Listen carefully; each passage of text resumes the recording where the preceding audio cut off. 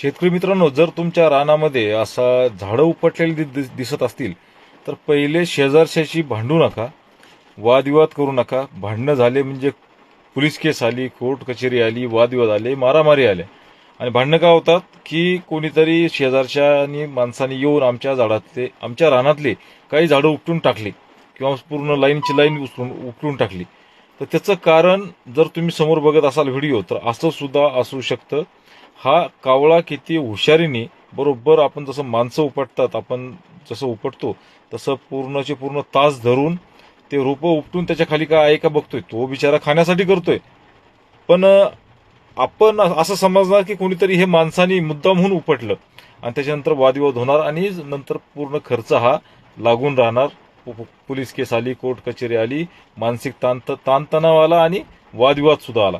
तर एकमेकाचे नातेसंबंध खराब करण्यापेक्षा अगोदर हे सुद्धा निसर्गात होऊ शकतं हे लक्षात असू द्या आणि नंतरच सगळं काही विचार करायला हरकत नाही.